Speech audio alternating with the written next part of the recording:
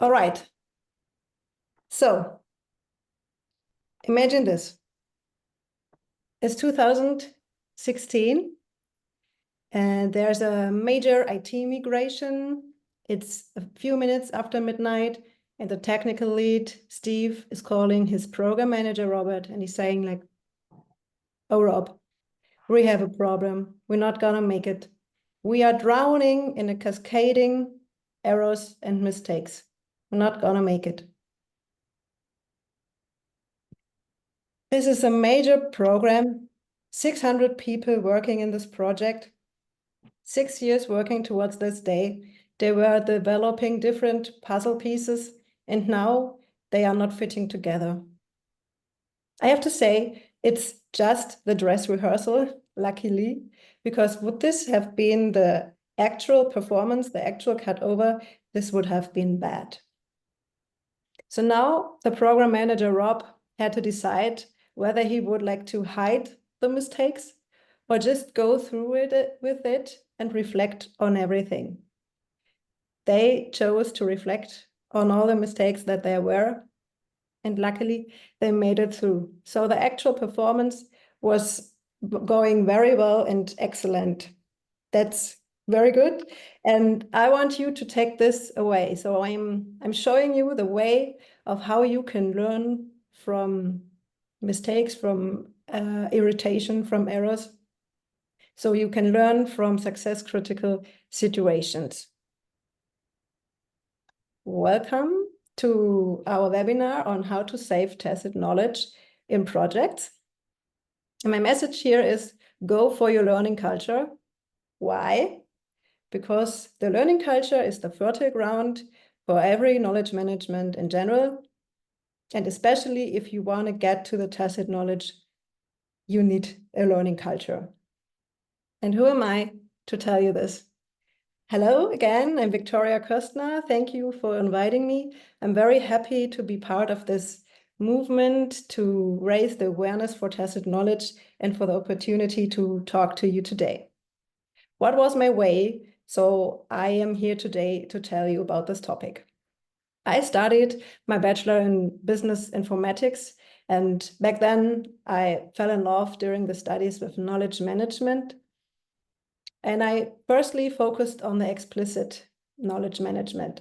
Back then I was in a department of 100 project managers, and they said they have a need for knowledge management. So back then we were focusing on how to secure and how to share the knowledge. We decided to have a database.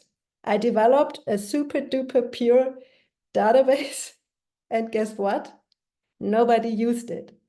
Maybe you're questioning now, why not? Firstly, the leader didn't use the database, so he failed to set an example. Secondly, the database was not connected with the communication strategy. It was not connected to the project management. It was separated.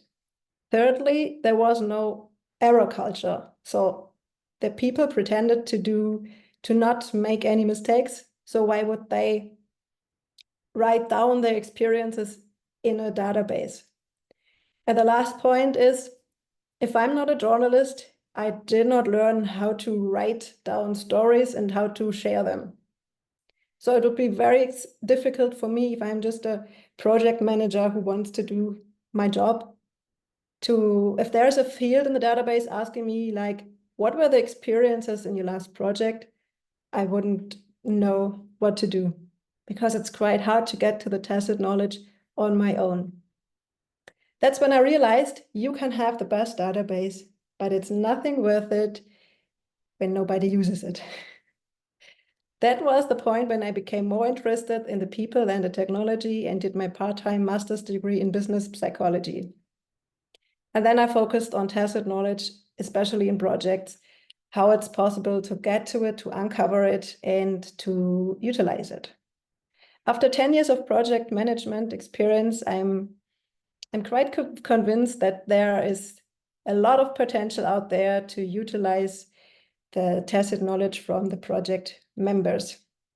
And that's why I became a freelancer. I'm a consultant in the area of learning culture, how to embrace it, especially in the project management. And also I'm a facilitator for classic knowledge transfer. So let's have a look today at our route. What are we going to look at? I'm going to answer a few questions first, like why do we need a learning culture? What is it based on? What does it look like? And how is it built? What is the big picture? What is the vision behind all of this? And how can we implement it? And in the end, we've got some minutes left for your questions. Okay, then let's start this. Let's have some fun together. I'm going to start with a metaphor, and I'm going to picture for you how I view tacit knowledge. For me, tacit knowledge is like a tree. Look at it. It's got some roots. The roots are going downwards into the darkness. We can't see it from above. We don't know exactly how long are these roots, where are they going. What we can see is the tree itself and the leaves. We can see, are they green, are they wet, are they rough, are they smooth, dark or light? That's what we can see. And it's similar to the tacit knowledge in humans. Those words here are like the roots. Tacit knowledge is built on our experiences, our values, the learning by doing, our intuition, the culture that is surrounding us, and the insights. We can't really grasp it. It's just happening automatically and we can't see it. What we can see from the outside is how we make decisions, how we solve problems, how we handle complex situations. And what do we want from tacit knowledge now, especially in the project environment? We want three major things. One is regarding the success critical situations, like the one I just told you in the beginning with Steve and Robert and the major IT migration. We want to understand those success critical situations. What went wrong? We want to learn everything about them. We want to understand them. We want to reflect them. We want to survive them in the future, and we want to prevent them in the future. Also, we want to reduce duplicate work and duplicate mistakes, because when the projects are not talking with each other, I bet there are lots of projects facing the same work and the same mistakes, which costs a lot of resources. The next point is innovation. We want innovation. We want to be better. We want to train our future skill of reflecting and learning. We want to strengthen the right mindset, to learn how to criticize, to be successful. The third point, which we want, is we want to master change, especially the demographic change. We want to prevent knowledge loss. We want to have a quicker onboarding for our project members. We want to be flexible and resilient in this actual VUCA times. And we want to reduce the silo thinking. Those are the three major points we want. And how can we do this? There are 2 steps. Like with real plants, you need to use topsoil to create an environment where the plant can thrive and develop. As for a company level, you need to have psychological safety to create an environment of learning culture. This is step 1. The step 2 is like with a real plant, you need to dig deep and you need to use proper tools to get to the roots, like a sharp shovel. Otherwise, you won't get there. You need to put in some effort. And that's the same on a company level. If you want to uncover the valuable tacit knowledge, it needs some effort. And you need to ask the right questions. This is like you need to use the right tools to get there. If you follow step 1 and 2, your company could look like this forest. It's a beautiful, diverse forest with different trees at different heights. They are working together, they are getting along with each other, they are helping each other. They are breathing, they are living. But what happens if we're not following step 1 and 2? If your forest looks like this could be your company level. If the soil is polluted in your culture, a forest could pretty much look like this. The trees are dying. There are only, let's count, 1, 2, 3, 1, 2, 3, 4 trees left. 4 trees don't make a forest. And as a company, you can't have only 4 people that use their tacit knowledge. You need all of them. Otherwise, there is much space in your soil for negative impacts like fear, public shaming, hiding mistakes, hiding irritation, punishment, finger pointing, and unrealistic expectations.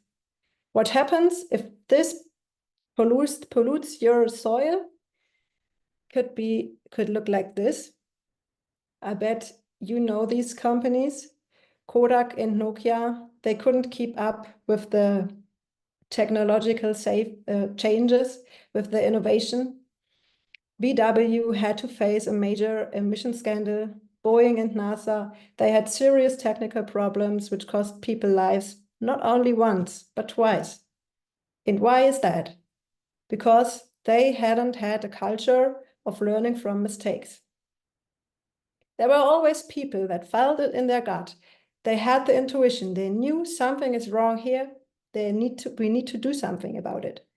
But either they weren't heard, or they weren't allowed to say something, or they feared to say something.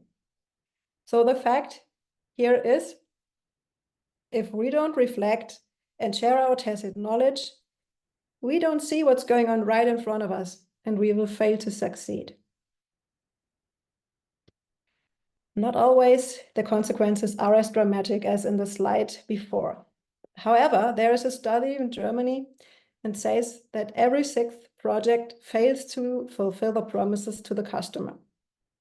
Means the key numbers and project management, quality, time, and money are negatively impacted. Now imagine what happens if we start learning from our successes and our missuccesses. Let's start to uncover, reflect, share, co-create, and utilize the tacit knowledge from our past projects. So now you know the why. Why should we have a learning culture? Now let's have a look at the what. What does it look like? And what theories is it based on? You know this iceberg pretty well, I guess. I like it. It's super easy to explain the obvious. The explicit knowledge in projects is something like the project plan, the milestone plan, and so on.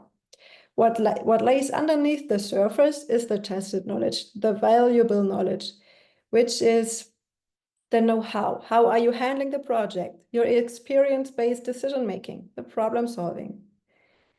And as it is lying underneath the surface, we don't even know how big this part is. But still, it's worth it to try to get there. And I want to explain it a little more with the Johari window. There are 4 areas of the knowledge.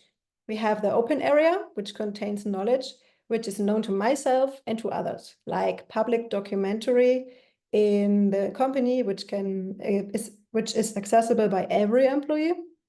We have the blind spot, which contains knowledge which is not known by myself, but others, like, for instance, the project documentation of another project, which I am not a member of. Then we have the hidden area, which contains knowledge which is known by myself, but not by others, for instance, the amount of my salary. And then we have the unknown area, which contains knowledge which is not known to myself and not to others. This is where the magic is.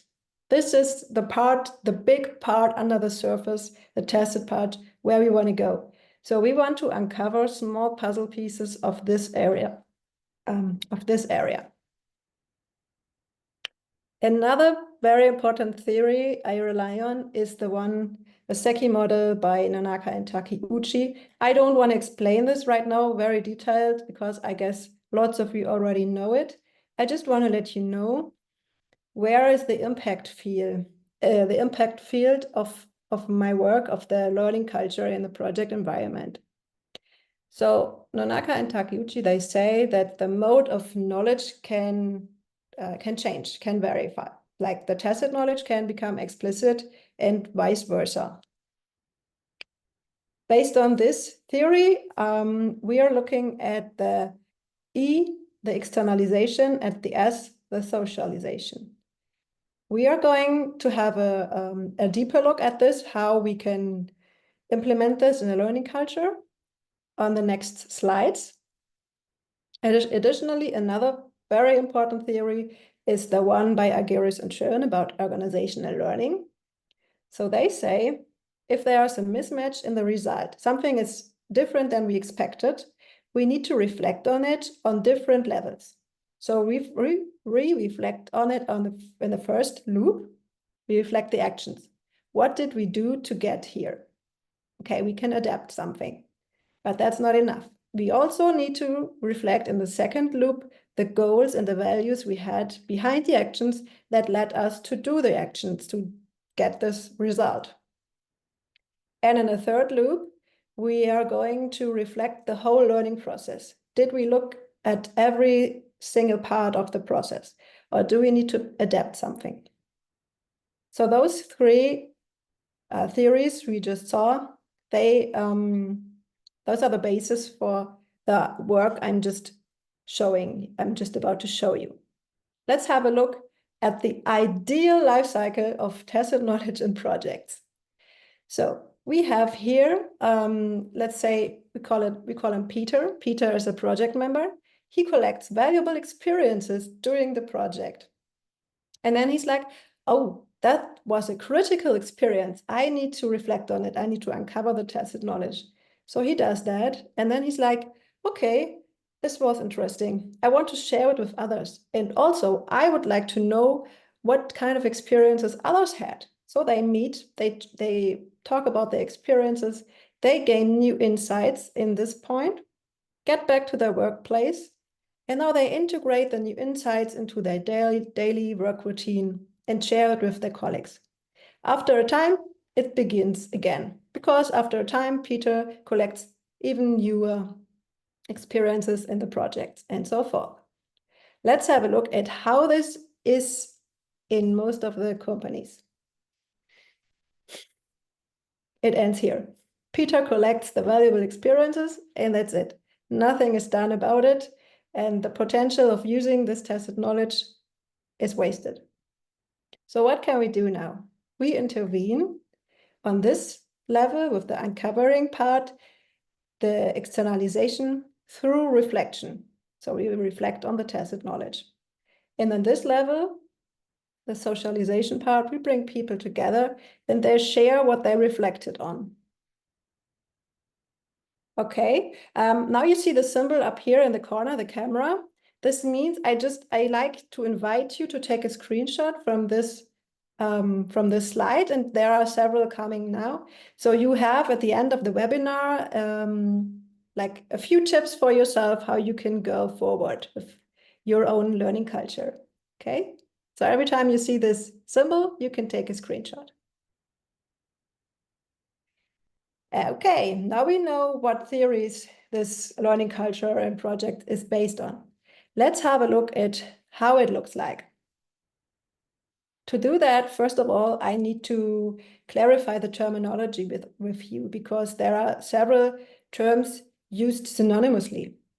First, there's this project debriefing, lessons learned, and project retrospective. Those words are very famous.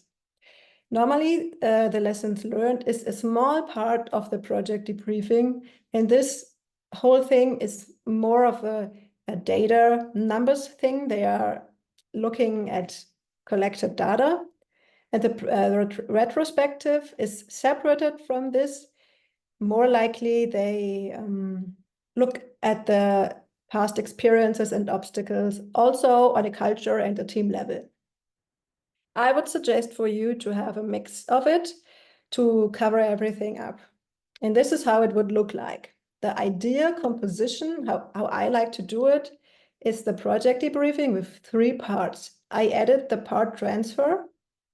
So we have part 1, the analysis, where we look at the data, the numbers, the actual, and the results we have expected. This is more likely explicit knowledge we are looking at. And the retrospective part is separate from the first one. Here we look at the tacit knowledge. We look at all the experiences and what we can learn from them. And then we have the transfer part, because yes, it's good when you do part 1 and part 2. You and your project know the insights, but what's with all the other projects? You want to gain so much value, you need to transfer it to the collective. Let's have a deeper look at how we can do this. So first of all, I like to recommend a fully comprehensive debriefing after the project is completed and partial coverage of 2 to 3 times during the year. So let's have a look deeper. What exactly is this? How is this built? The analysis part should be facilitated. It can be done by the project manager. It's not recommended, but it's okay, because we are focusing on number of on data and facts. We are comparing here targets and actual. It can also take place within the company, and it can have a meeting character, which means you can just be in your normal conference rooms with the tables and the laptops. That's fine, because you're looking at data, and if you're searching for a number, you have your laptop right there and you can fill it in. That's good. The retrospective part is very different. It should also be facilitated, definitely not by the project manager. It should be done by someone external to the project. Why? Because the project manager also needs to be in the retrospective. He needs to reflect on the project. And an external person is more likely willing to ask uncomfortable questions, which are needed to get to the roots, to get to the tacit part. We're focusing on experiences here, on problems and solutions and cultural aspects. So this retrospective should take place offsite, not in the company, and it should have a workshop character, meaning no tables, no laptops, because you want to focus on this, you want to look inwards, you don't need a laptop for this. Yeah, that's you create another setting where you invite people to think differently. Okay, and the transfer part is that you get artifacts out of this part and this part. We are getting to this later, what kind of artifacts those are. And the task here is to store those artifacts centrally in the organization so that everybody gets access to it. And you should organize get together and talk offers. That's for now. On the next slide, I invite you to take a screenshot. This is for you to take away. I don't want to go through this in detail. Here are just some ideas for you, questions that can be asked in the different parts. For instance, in the part 1, in the analysis part, you look back at the numbers, like which milestones did we have? Were they correctly planned? Did we meet them? Is that all right? In the reflection part 2, you push like pause. You look in the mirror. Went everything fine or not? What can we do to replicate it or to prevent it? And then you have the future part where you want to share these insights. How's the actual knowledge situation in projects? Here you have the different years, like 2022, 2023, 2024, and so on. And you see that there are several projects running at the same time simultaneously next to each other. And there are project members coming and there are some leaving. Let's have a deeper look now. Oh, now you can see there are like barriers between the project, which means they are not really connected to each other. They don't communicate with each other. So there's no knowledge transfer between them.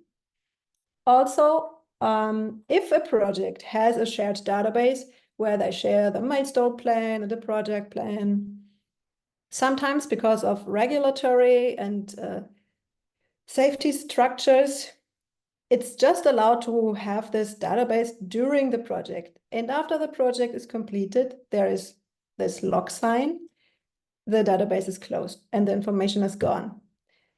If your company, if your project management is organized like this, if project members leave the company, they take all their knowledge with them, all the knowledge of the project.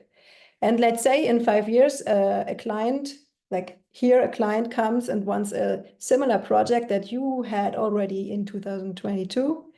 You can't access the information, the knowledge. So what can we do about it? I told you earlier that you get artifacts out of the different parts of the debriefing.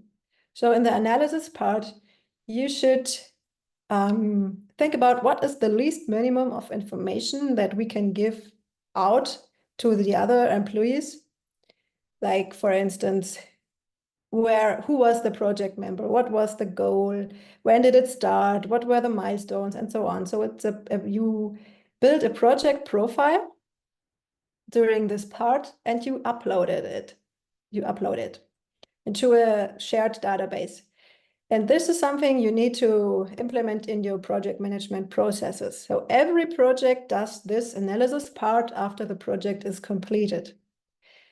And then you have at least minimum information over the years to look back at the projects that were already completed. Now let's have a look at the more important part, the tacit knowledge part, the retrospective. What is the artifact we get out of here? Most likely it's stories.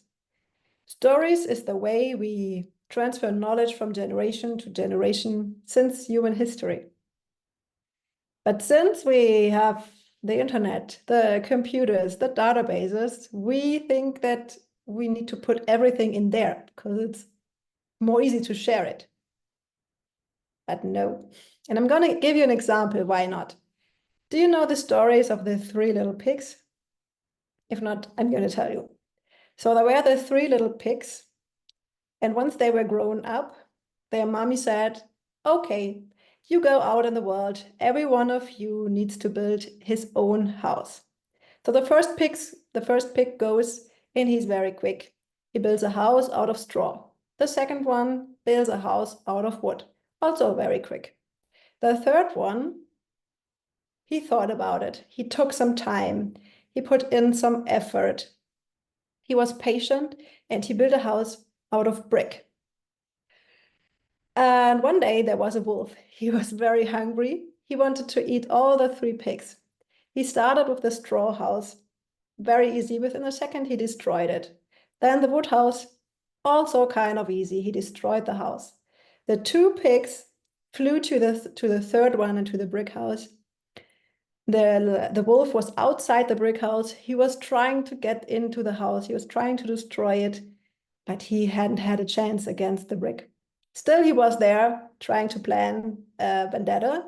The 3 pigs, they were standing by side. They did their teamwork. They were thinking together. And finally, together, they could outsmart the wolf, and they succeeded. So if we were to just simply put the lesson learned in a database, it would pretty much look like, okay, building a house out of straw and wood saves time, but is unsafe. Building a house of brick is more safe, but needs more time. The challenge is the wolf wants to eat the 3 little pigs,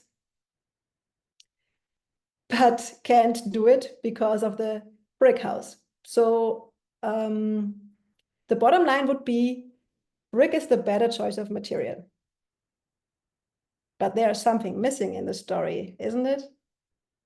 Like, the story is also trying to teach us that in some cases, it makes sense to put in more effort, to be more patient, to go for quality, and it's going to be worth it. And another side of the story is it's about solidarity and teamwork. If the 3 little pigs wouldn't have worked together, they couldn't outsmart the wolf. That's the story. So in my opinion, you need stories and you need people to tell them. How is that possible? There was one way that is just going automatically. You don't need to do many. It's the kitchen. In the coffee kitchen, people stand side by side and they will start to tell their stories because they're waiting till the coffee is ready. But if you want to structure it a little bit more to give more people access to the critical stories, there are structured ways like a mentorship, a community of practice, the so-called fuck-up nights, where you create a space, a safe space where people can talk about failures. And there's other ways, like you can create a comic, a vlog, a podcast, or a blog, or a poster, or a picture of the lessons learned. And those things you can also upload to the project profile on the database. So what's the big picture? What is the vision behind all of this? I already showed you this picture. This is the before. There are the logs, there are the barriers. The projects are not communicating with each other. They are not sharing the knowledge. If someone goes, he just takes the knowledge with him. And then we have the after. The logs are open, the barriers are gone. And we also looked at both types of knowledge. We have the explicit part here, where we have the project profiles, and the tacit part, where we connected people with each other and got them to talk. What's lying in between is the transformation. So on the left side, the project knowledge remains unused. On the right side, the knowledge is reflected upon, the lessons are learned, and innovation potential is utilized. But the transformation is not a thing that's going from one day to another. It's a process. This is the big picture. You've got the step one, you've got a goal. You want to become a learning project organization. Based on this, you analyze your current situation. What's your error culture looking like now? What's the status quo in your project management? Then you try to change it. Here's the project debriefing. It's just one tiny step, one glimpse of the whole thing. And once you start changing things, you learn. You get new insights, and the thing starts all over again, because when you have new insights, maybe the goal is adapted. And then you start to analyze and change, and so on. This is a slide. I invite you again to take a screenshot, because I don't want to go through this in detail. You see up here the processes. The process is from goal to analyzing to changing to learning. And here I've got some tips and tricks and things you can try out when you want to start to become a learning project organization. Okay. So let's implement this thing. Let's go treasure hunting. Yay. We want to see what's under the surface. We want to go deep into the sea and get to the tacit knowledge where the magic is. You think that's not doable? You think that's impossible because it's quite hard? Yes. You want a learning culture in your project environment? I invite you to do something different today than you did yesterday. And the way to do this, for example, is here. There are lots of ideas what you can do differently. Oh, all right. So it is possible. But mostly when people want to start with the project, with the way to become a learning project organization, they are like, I need a software. And my message here for you is no. You remember the story I told you in the beginning about myself and the database that wasn't used? That's because the people weren't on board. First of all, you need to talk to the people. You need to change the way they think. You need to change the way they behave. You need to change the attitude. And then, in the end, there comes software. In the end, you know what is important for your team, for your company, for your department. And then you can decide which software at the market is the best for you to serve those needs. What else do you require to become a learning project organization? The shared goal and the commitment to really want it, to really do it, the transformation support, patience. This is something that could take years, psychological safety, and mandatory is the support from leadership. Maybe you're questioning now, okay, And from a project debriefing, what can we take away? Here's an example I brought to you. I had a group of 25 multinationals from Southeast Asia. Let's have a look at what they took away from a very short project debriefing workshop. I asked them before and after how they would assess their ability to verbalize and share the tacit knowledge from the experiences of their last projects, because as we know, it's hard to do it on your own. They weren't quite sure before the workshop, but after the workshop, you can see it increased very much. So they have a new way of thinking now. And that's also the answer to this question. Here I ask them if their perspective, their view of the experiences of their projects and the errors, if their view at it changed through taking part in the workshop. And almost 90% said yes. That's crazy. So I tell you, it's possible. Okay, is this familiar to you? Look at it. We've got a calendar. Like, say it's the end of November. You get an invitation for your calendar from your project manager for the midst of December saying, oh, okay, it's the last milestone. We want to have our lessons learned, 30 minutes. You know now, it can only be the top of the iceberg. You are just very superficial here because in half an hour, you're not going to get any tacit knowledge and anything valuable you can utilize, you can gain a story of to share it with the other projects. But now you know better through the webinar. And yes, I just want to wish you all the best for your plants and water them, give them good soil, and then you're going to get good results on your way of becoming a learning project organization. If you're more interested on the topic on my workshop, you can scan this code.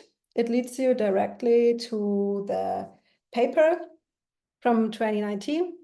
If there's any technical problem or so, you can just give me a hint. And I just have to say, thank you very much for this opportunity. I really enjoyed it, and I'm looking forward to hear your questions. And you can scan this. This is my LinkedIn profile. Say hi. I would love it. Thank you, Victoria. Thank you so much for your great sharing. And it's highly informative, helpful, and practical, and very valuable. We got much acclaim from the audience. Actually, they want to hear more. And yeah, I just watched some comments, and maybe we have enough time. So could you please share more about the page 42 about what's the bigger picture? Yeah. Can you explain it in detail? Yes.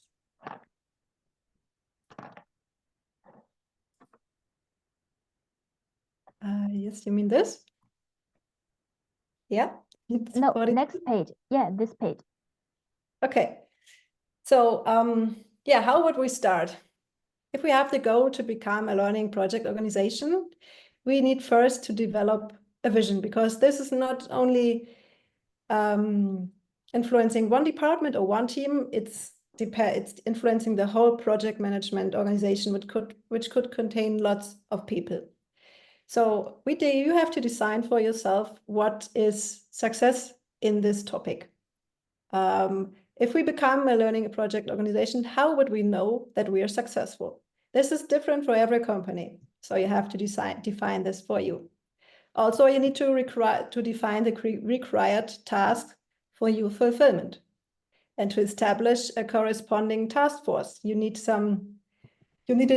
your own project to do this. You need people on board that are fascinated by the topic, that are believing in the topic, and you need the people here from different levels. You need superior ones, you need project manager, you need technical leads, and so forth, different levels. yeah, if you established all of this, you can set up the transformation project and go forward to the analyzing part. So if you're a bigger company, I guess you will have PMO structures, like project management organization structures, which structure the way you're handling your projects today. And then you are going to have a look at, okay, and where is the knowledge flowing here? Which values, which visions, which patterns do we have? Are they good or not? Do we want to change something about it? And as I said, the knowledge flow is analyzed, and you need to have an idea of how do you want to direct it. Because at a slide before, you saw the project with the barriers, the red lines. Where do you want to have interfaces? Where should they communicate with each other? Maybe you also need to implement new roles. I'm coming to this on a later point. As you identify the knowledge flow and where do you want to direct it, but also you need to identify where is the knowledge loss points. For instance, if the project member leaves, it takes the complete knowledge with him. You need to detect the interfaces, where should they communicate with each other, and you should analyze the communication channels at all. How are they how is the project communicating within the project, and how are they communicating to other projects? Is there a board above the projects that has the overview? You can have you should talk to them as well and ask them what their vision about it is. You should definitely integrate them. And a very, very important point is how you how you handle the mistakes. Are there any mistakes? And how is the style of criticism right now in your departure, in your team, in your project management organization? This is a very crucial point. You should invest some time in this. After the analyzing is done, you should know exactly the status quo. How is it right now? And from this step here, you have the vision where you want to go. So now you know what obstacles on the way do you need to look at? What changes do you need to make to get to this vision? So you come to the changing part. First of all, you can implement the standardized template, what I was referring as the project profile, as an artifact from the project debriefing analysis. You need to implement a role for knowledge discovery in projects to do the retrospectives. You need to implement a role for the knowledge transfer beyond the project border. For instance, someone who can facilitate community of practices. And you need to implement a role for knowledge-wide knowledge transfer. Sorry, not knowledge-wide, I mean company-wide. So how can you transfer the knowledge to the whole company? Via a blog or a magazine. This is a whole different role. It could be done by some former journalist, for example. They know what to do. They know if they how to do a magazine. You can't put a project member or a project manager who is very good at handling or building a new building, a house. He doesn't know how to do a magazine. So you need to implement those roles who have the expertise in those fields. Yeah, those are steps you can take to change the way it is right now. And then you get to the last phase, the learning phase. Reflect, rethink, repeat. So you establish the new roles and the new methods within the project management organization. I mean, you also adapted the processes, like when I said that you have the project debriefing, this has to be a fixed point, a fixed milestone in the project plan. So it's not, it's mandatory, okay, because it's fixed there. And, oh, I'm sorry, where did I get there? And then you collect and prioritize the action steps from the retros. So when you had a retrospective, you gained new insights, you have new ideas, you want to be more innovative. Those ideas, if you don't do something about it, they go to the database and ciao, nothing is done about it. So you need a role here, a company role that collects all the new ideas, all the insights from the retros, and is caring for those main points that they go on their way. Maybe they need to be prioritized, and then you have to check it out with some higher board or something like that, but it needs to be done something about it. So maybe there is a new project starting just because of the insights from the retrospective. And you create new change and innovation tasks from these, like I said. Yeah, and then you start again. Because think about this, you've got a debriefing and a retrospective, you've got a major new idea, lots of people, lots of employees like this idea. Then you go from here to here again. You set a new goal, define the new way, then define the new success, and so forth. Okay, does this answer the question? For more information? Well, it's brilliant. Thank you very much. Let's move on to the Q&A. Yes, we do have some questions. Maybe I'll put it in the chat.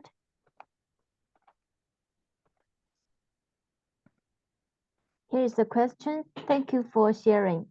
I like the error culture you shared, how to create an error culture in the organization, as some people can be resistant. Just like... Actually, yeah, Victoria, actually, I have a question. The Yeah. error culture is positive or negative, or we can say the error culture is shorted for a culture of embracing errors and mistakes. Yes, that's it. But for many people, it's more negative. That's why I like to call it learning culture.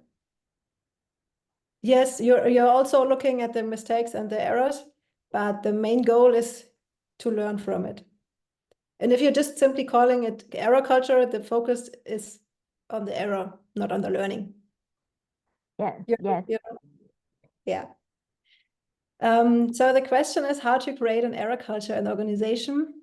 Some people can be resistant, yeah. Do you still see the slide here, right? You would do exactly this. Your goal is to become a learning project organization which contains to have a functioning learning culture or error culture. What do you need? I would say, yes, you do the same here. You define success. Okay, we want to have an error culture.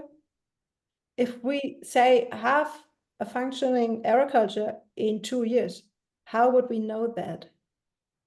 How would we know that we have a functioning error culture?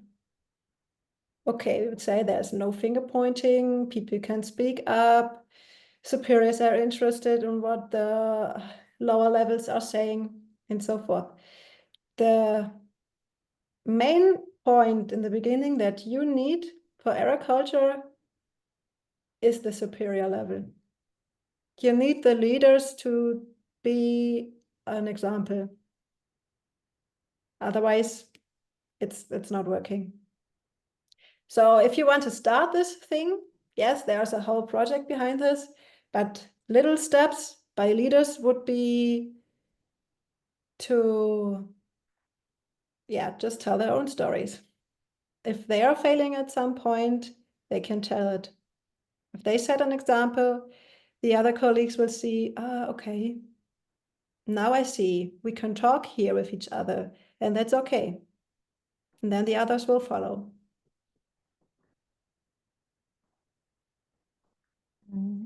Also, another very important point. Sorry. I see you want to say something. I have a question, maybe a bit challenging. what if the leader, they are not so willing to share their mistakes because they want their power to be compromised? They want their power to be compromised. Yeah, they want, yeah. If they are not willing to share it, if they are not willing to look inwards and to stay above this, it's quite hard to go this way, because you can't force this movement from the lower level.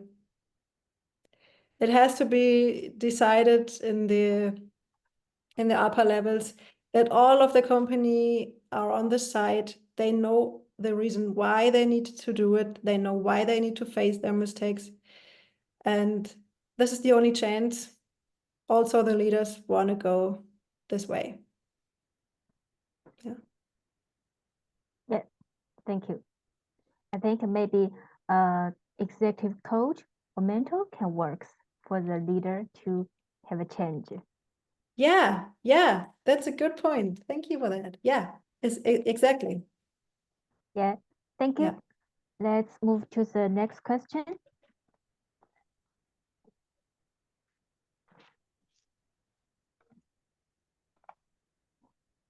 How can we encourage employees to contribute their tacit knowledge?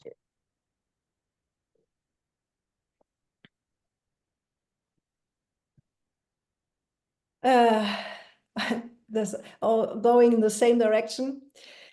It's the same. You need someone that is, you need some leader that is very fascinated by this topic. He wants to go forward, or she wants to go forward. He's of a good example, and he or she is sharing their tacit knowledge, what they learn from it, and they are willing to invest time. They are showing that it's worth it to reflect on it, that it's okay.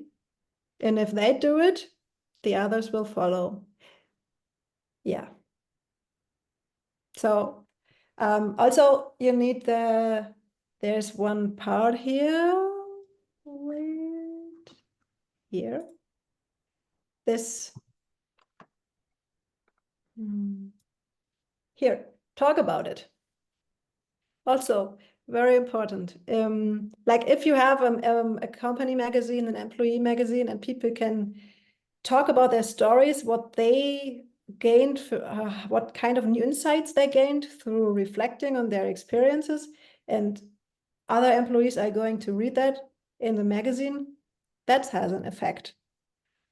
So you need to talk about what kind of wins you had with sharing the tacit knowledge.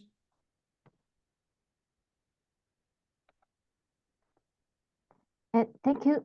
Maybe we have, given the time, maybe we have the last question, and this is about the culture.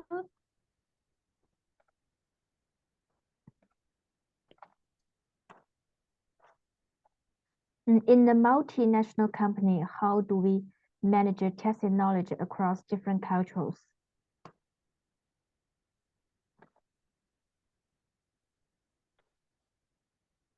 Okay, the first question would be here, do you have, go back in the slide.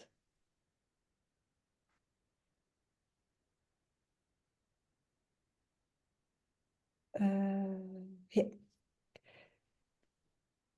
This is going here in the vision part from the company, the upper leading levels. They need to ensure that the company is going in one direction.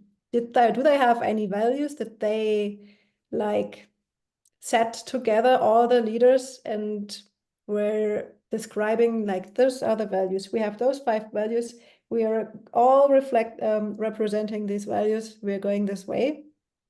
So you can always relate to these values. If one value of this is, for instance, to be transparent or something like that, you can always relate to this, because you need to have at least minimum of equal values, and orientation for the team, even if they're multinational, that everybody in the team can rely on. That's the key here. Thank you, Victoria. Thank you so much for today's sharing. Thank you. Thank you. Yeah, it's also very interesting because you have shared some interesting stories, the story of 3 pigs, the real cases, and also the metaphor that people like it. You compare the tacit knowledge as a tree. It's very vivid, and this helps them better understand what they have outlooked in their work, the tacit knowledge. Yeah, truly it has been overlooked by people in the companies. Yeah. Thank you so much. Great. Thank you. I'm very happy that you liked the metaphor and the stories. Thank you very much, Victoria. Thank you for your support for GO-TKM and hope to working with you again in the future. Yeah, I would love that. Thank you. Thank you. Have a good rest of the day. You too. Thank you. Bye-bye. I'm going, Bye-bye. all right? So yeah. Okay. That's all for today's webinar. Thank you. Thank you very much. Bye-bye. Bye-bye.